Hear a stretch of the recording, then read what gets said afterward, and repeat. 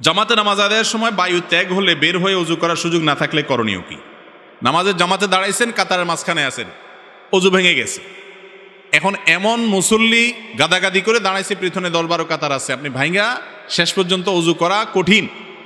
এরকম যদি হয় তাহলে অজু ভেঙে গেলে ওই অবস্থায় অপেক্ষা করবেন। বসা অবস্থায় অজু গেছে বসে থাকেন, দাঁড়ানো অবস্থায় গেছে দাঁড়ায় থাকেন, এরপরে যখন সুযোগ পাবেন বের হবেন। আর যদি একটু একটু করে আস্তে আস্তে কাতারের ফাঁকে বের হয়ে যেতে পারেন সেটা ভালো। কথা কি বুঝাতে পারছি?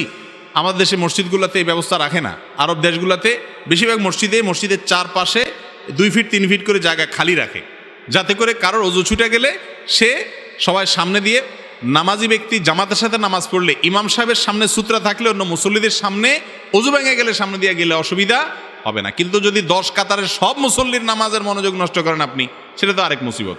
এই জন্য 1 কাতারের সামনে দিয়ে আস্তে করে যাই, আপনি রাস্তায় উঠে গেলেন, ওই রাস্তা দিয়ে চারপাশ দিয়ে হাইটা হাইটা আপনি বের হয়ে গেলেন। যদি বের হওয়ার কোনো সুযোগ না থাকে ওই অবস্থা অপেক্ষা করবেন, বিনা অজুতে নামাজ কন্টিনিউ করবেন না।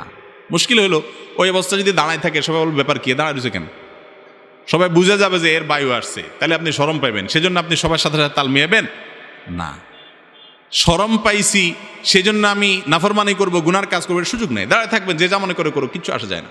এরপর আপনি অজু করবেন। যদি বাইর হওয়ার সুযোগ না থাকে, বিনা অজুতে সিজদা দেওয়া নামাজ পড়া জায়েজ নাই।